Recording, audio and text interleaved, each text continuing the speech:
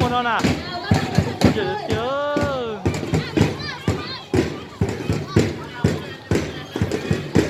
một là bé tết trung thu là bé lúc à chỉ cỡ trường tiểu con mỏng một nữa chỉ bây giờ cỡ lấy ít rồi chi nữa chỉ có tiền mong mà chỉ lấy trời nó tiếp bao ít rồi chi nữa là để tiếp mà luôn nhắn là thì tết trung thu nữa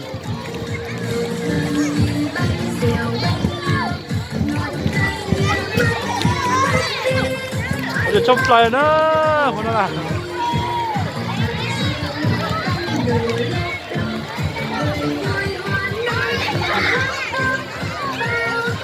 không chọc lại nữa là ít rồi chia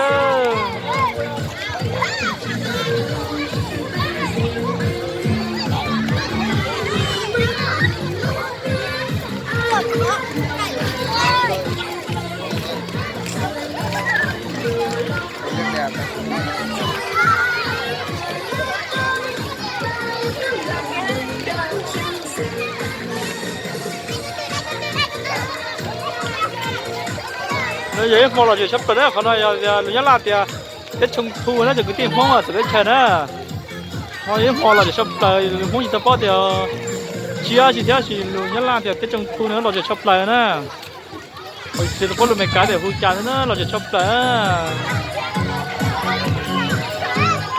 rồi giờ chi nữa chúng sắp tới nữa chỉ là tôi tại cái nữa.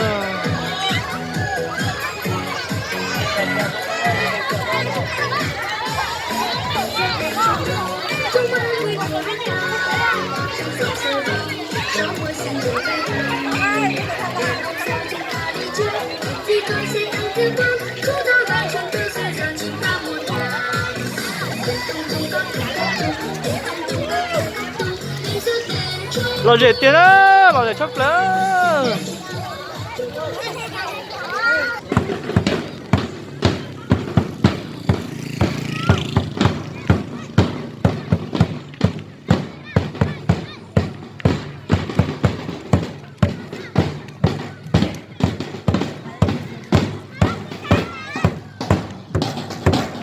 Lò dễ chốc lớn.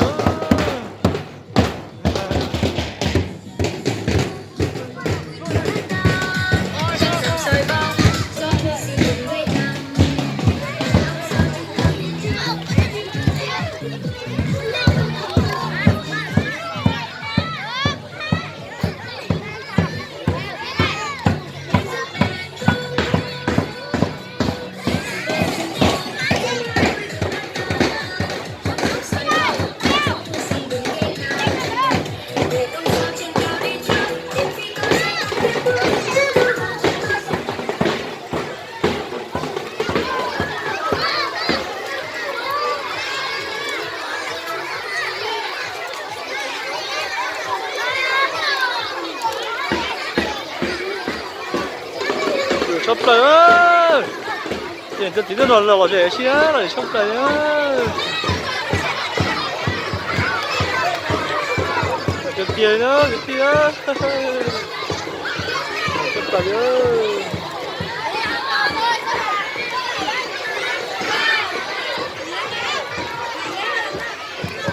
Cái này đĩa, cái này này.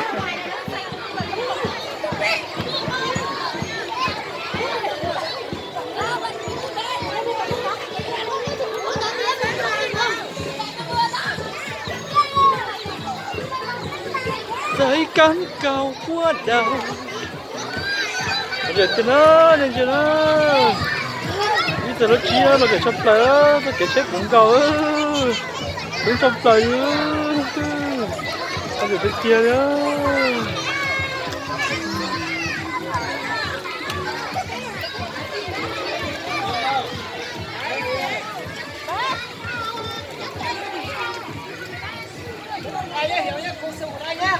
Con trai ơi, nhắn tin con trai ơi. Mua là có sòng môn kê không? Không nó.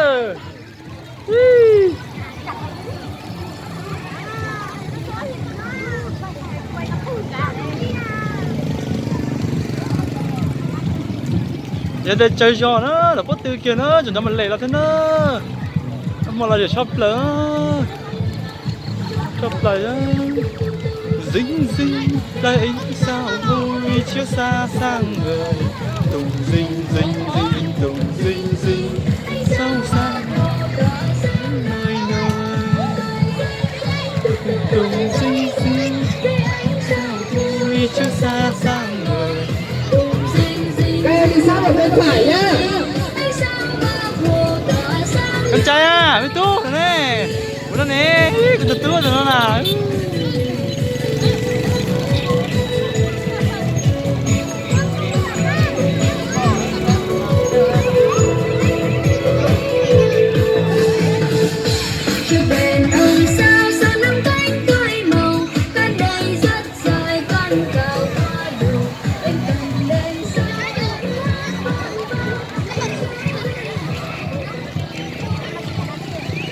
Tu, có lời gì à?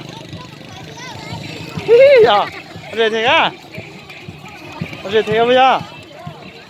Chết thế rồi. Có bên đường câu thế rồi tôi rồi.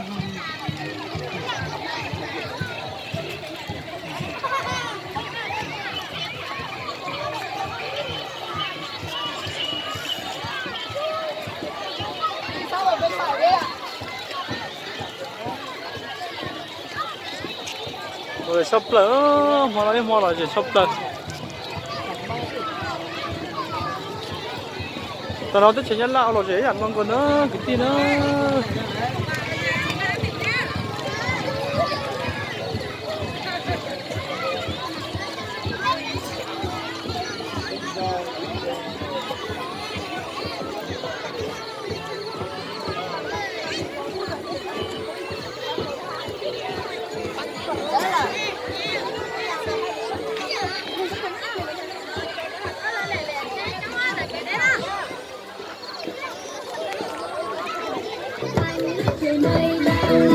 Anh trăng vàng tươi càng thêm sáng sân